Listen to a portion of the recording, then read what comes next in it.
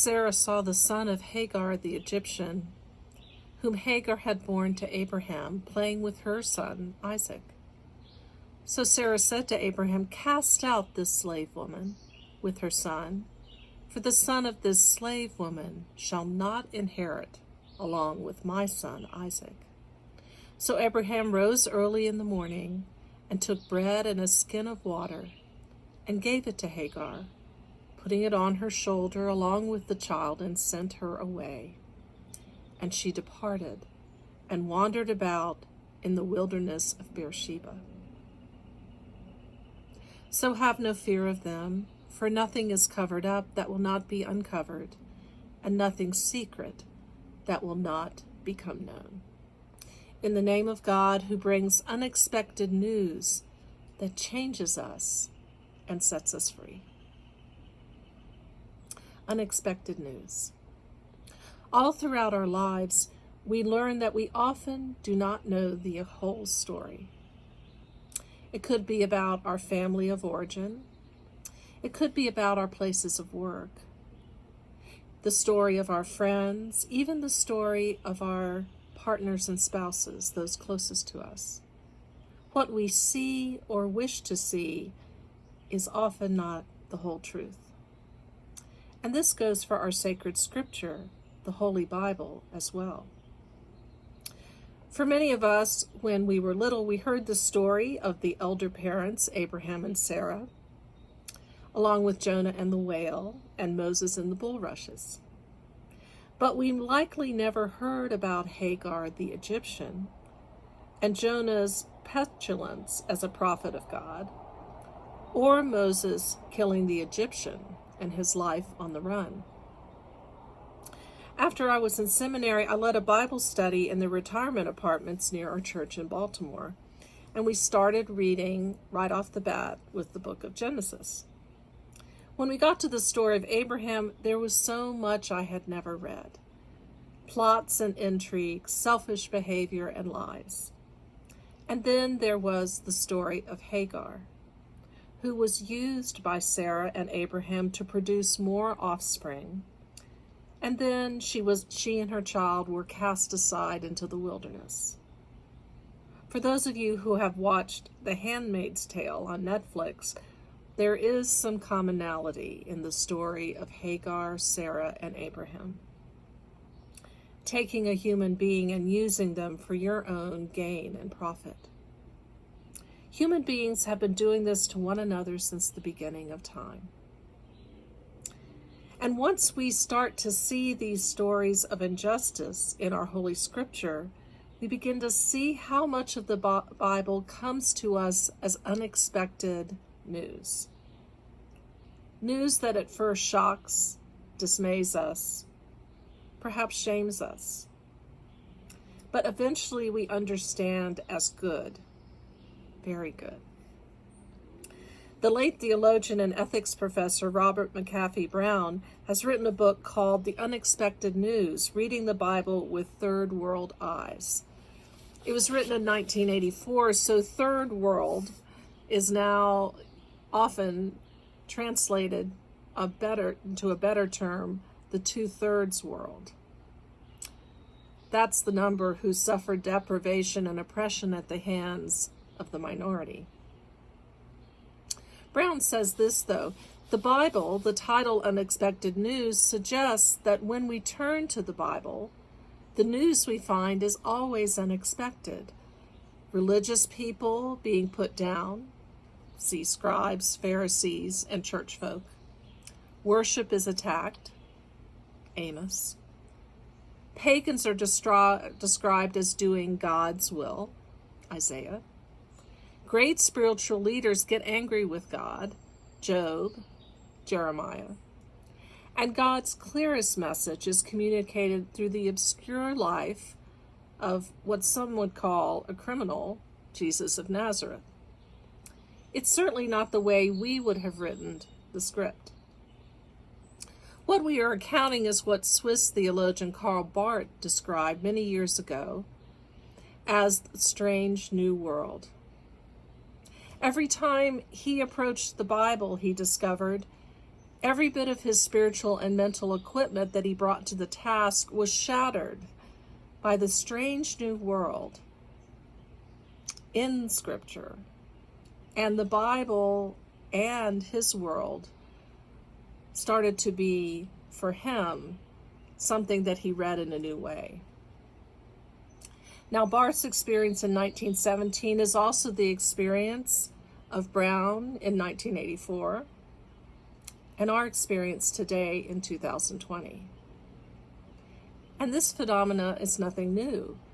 Confrontation with the Bible was shattering in 384 Common Era, as Augustine discovered, or in 1517 as Martin Luther discovered, in 1934 as the German Confessing Church discovered, in 1968 as the Catholic bishops in Medellin, Colombia discovered. The world of the Bible is for us a strange new world, and always communicating unexpected and eventually good news.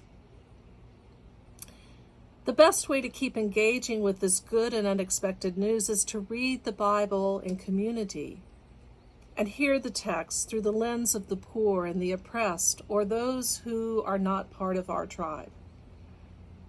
If we do this, as theologian Jürgen Moltmann says, the Bible's revolutionary themes, promise, Exodus, resurrection, and spirit, come alive. This text from Genesis has been included, the text of Hagar, Sarah, and Abraham, in what the feminist literature calls the texts of terror. Sarah's plan with Abraham and Hagar didn't go as she imagined, and she wanted to get rid of the evidence of this ill-conceived plan by casting Hagar and her child into the desert to die. In order to assuage his own guilt, Abraham sends them forth with a little food and water, but not enough to live long. As a nation, we have the opportunity now to do the hard work of our texts of terror, to do the work of truth-telling and truth-listening, and to hear the whole story as best we can find it. The story that's been hidden around our slave nation past. And once we begin that journey, we begin to see more and more injustice in stories that we have not told of more peoples oppressed.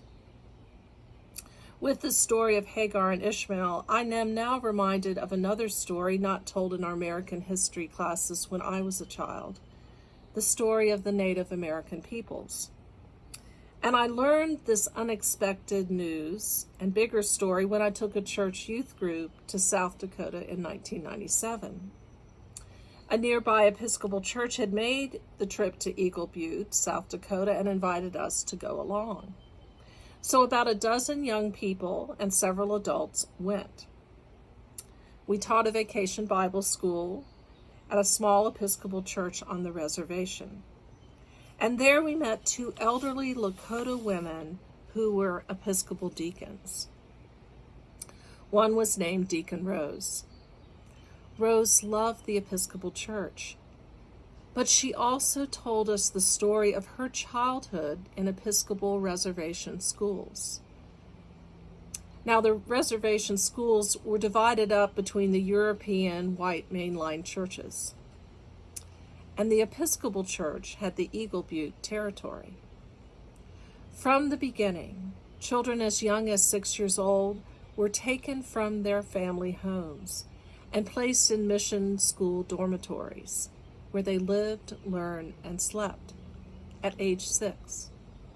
Upon arriving at the school, their braids were cut, the evidence of their native culture, and they were beaten if they spoke any language but English.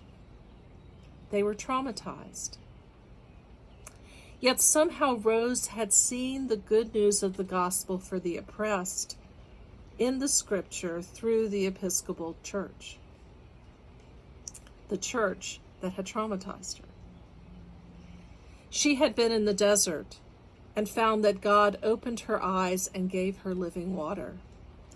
And she had come to the place that Richard Rohr calls the place of forgiveness, that is the gift to the oppressor from the oppressed, an unearned gift.